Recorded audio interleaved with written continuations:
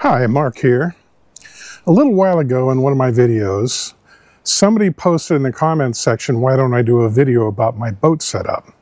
So I thought that was a smart idea, so this is it. Let's go through it real quickly. This is my boat. It's an LC9, which if you look for these days doesn't exist anymore.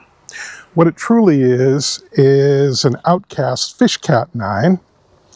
And it was made specifically for Sportsman's Warehouse and was sold there at a fairly steep discount. So I bought two of these.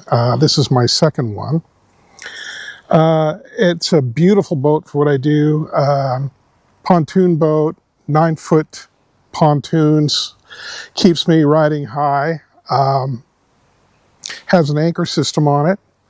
The anchor system, if you're fishing lakes or rivers, comes in very handy. You can stop and fish one location, which I frequently do. I usually carry 40 to 50 feet of anchor line, and I usually tie a knot in it like this. Actually, that's a new addition to how I set this up, and there's a simple reason for it. I was fishing a lake in eastern Washington. I wanted to get closer to shore, to cast toward the shore and strip back toward me.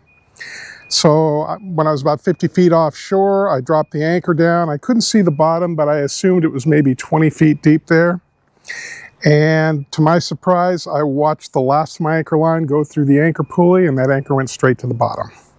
Now with that knot in there, when it gets to that point, that will not go through the pulleys on my anchor system, and it'll jam, and I'll be able to save my anchor. So that's the reason I do that. For an anchor, I use this 8-pound mushroom anchor. Actually, it's 10 pounds because I found out that a 10-pound anchor is about $5 cheaper than the 8-pound anchor. Don't ask me why, but it is. Probably because they make more of them. Okay. One of the other features of this boat, if you look back here, I have a motor mount. And that motor mount, to me, if you're a lake fisherman, is key. Now, what I've done is I've mounted this Minn Kota electric motor to it, and that Minn Kota is the smallest of the Minn Kota line. It's around 30 pounds of thrust. I run that with this lithium ion phosphate battery, what they call LiFePO. Now, the great thing about that battery is I can run this literally all day, like 12, 14 hours, and I still have battery. The other great thing about it is I can charge and use that battery and charge it again and again and again, thousands of times, way more than double or triple what you can get from a lead acid battery. The other great thing about that battery is that it weighs half as much or less than half as much as a lead acid battery. That's 100 amp hour, and that thing weighs 25 pounds. I just weighed it. Okay, moving around, I have a pair of pockets that I've mounted here. That one came with the raft. This one came with another raft that I own. That's where I store all my fly boxes, and I store this goodie. It's another LiFePO battery. It's a 12 volt, 10 amp hour, and what I use this for is to power my fish finder. And that will power it for a couple of days, maybe even 3. I've never pushed it to the point where I check to see if I have 3 days worth of charge on one of those. Here's my fish finder. And here is my transponder. Now I keep it like this when I'm putting it in the water or taking out so that it won't hit the bottom and, get damaged. It's easy to swing up over and swing it down into position. It's mounted with this mount right here. I got that from Railblazer, and I'll leave a link to that in the description field, and the same for the battery. That'll be in the description field as well. For my videos, this is another piece of Railblazer hardware, which is a mount for my camera. Actually, it's just a rail mount, and you can mount all sorts of things to it, but I mount my camera, which is on this arm. And the great thing about this is I can pivot it, move it around. You've seen me do this in some of my videos. Turn it around down here, take some shots of the fish by repositioning. It's a great piece of hardware. There's a lock down there to make sure it doesn't come out accidentally, so you won't lose your camera or the armature. What else do I have going on this boat? Okay, so this motor, as I mentioned before, the way I have this set up, I have it so it takes me backwards, and so I'm facing away from the direction I'm traveling, and that way I can have my fishing rods out like this and have them dragging behind me, and I'm easily able to watch what's going on behind me while I'm trolling. With my motor set up this way, you know, it's like this whole thing with a motor behind you is like kind of cumbersome as far as steering goes, having to reach back for that tiller. But in reality, the only time I touch that tiller is to first lower the engine, lower the motor, when I first get in water that's deep enough, to turn it on and adjust the speed, and then I set it and just forget it, unless I'm going to change speed or turn it off because I've got a fish on. And the reason I can do that, if you look at this boat, I've got 3 modes of propulsion. I've got this electric motor, which to me, if you're fishing any big lakes at all, is kind of, you should have this. I also have my oars. If something happens with my motor, I've got my oars here. And as a third source, I have swim fins. Okay, now swim fins with that motor, the way I operate this boat, is kind of a mandatory thing. So what I do is I'm in the boat, when I'm sitting down, I'm cruising this direction. I'm sitting down like this, my back is to the motor, my feet are down here, I have my swim fins on, and when I want to steer, I just tip my swim fins one way or the other way. And when I do that, it turns the boat, and I can control my boat without ever touching the tiller. I just have my tiller pointed straight so that the boat tracks straight when I'm doing nothing at all. Now that's pretty much it.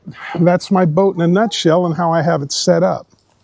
I also have a little clip here. This is where all my tippet material is. I also have my forceps here. The frame for my boat is steel, so like I've got a hook out here that I use in case somebody's hooked deep or hooked in a way that I need to, you know, go in. It could be a little tricky. I use this, and I have a magnet mounted to it so it stays right on the boat. All right. I hope you found some of this a little bit helpful. I will talk one more thing. I will talk about the fish finder. Now, with a fish finder, I fish for trout primarily. A lot of times when you see fish finders on fishing videos, it's people fishing for bass. Bass tend to be sedentary fish. They're ambush hunters. So what they'll do is they'll find their ambush point and they'll just kind of hang there waiting for something to come by. So if you mark a fish, that's where he is. Trout are not ambush hunters like that. Trout have to go and find food. So they will slowly cruise around the lake and they're looking for something to eat. So when I go over a fish with my fish finder and he marks and I'm trolling, I know that fish's depth, and that's primarily what I want to know. Where is he? How deep is the water here, and how deep are the fish hanging? Because the truth is, I did some math. I'm traveling in my boat when I'm trolling between 0.9 miles an hour and 1 mile an hour. And I did some math to figure out when I'm trolling how long between when I mark the fish and when my fly is actually in the area where that fish was. And the math says 41 seconds. So 41 seconds from the time I mark that fish till my fly comes to the same area. So the odds that fish is still there, not zero. But this is still useful information because what it's telling me is how deep I should be fishing, where the fish are all hanging. And usually you'll find it's within a narrow band of depth, 12 to 15 feet or 10 to 12 feet, or, you'll just start seeing the marks are constantly at a certain depth. And it tells you where you should be. So that's all I have to say about that. And that's all I have to say about my setup. So hopefully you found something here that you can use that'll help you set up your boat. Oh, I did miss one thing, always one thing. So back behind me, I have a plastic bin that I got from Home Depot. Now, depending on your boat, you go ahead and measure. Most of them have a platform like this behind your seat. And what you do, you take the measurements for it, what will fit, and then you go to Home Depot and you find yourself a plastic bin like this. It's not going to be very much money. And you can see my anchors there because I don't have it deployed at the moment. I don't have it on the line. My battery's here. What else do I keep back here? I keep some spare clothes, like my rain jacket if I think it might rain. What else do I keep back here? I keep spare reels back here. I usually have a bag of those because I only take about 2 rods with me. My rod holder is right here. That's the rod that's going to be inactive. But at the same time, the rod I'm fishing with will be in my hand, so that's 2 rods. So if I want to change up the lines, what I'll do is I'll trade out the reel and I'll have like 6 reels or so back here in a bag. So the other thing I put back there commonly is I will put my shoes back there. When I climb into the boat, it means if I wind up getting washed up somewhere because the wind is vicious and say I can't get back to my launch point, then my shoes will be in here so I can switch into my shoes and walk back to my truck. All right, I think that's everything. Good fishing, everybody. Oh, if you can you hit a like for this? If you know any fishermen that might find this useful, could you share this with them? There's a way you can share on YouTube and notify your friends, hey, you might want to see this. Subscribe if you can too. That helps with my the findability of the videos that I put out. So I'd appreciate your help. Thank you so much.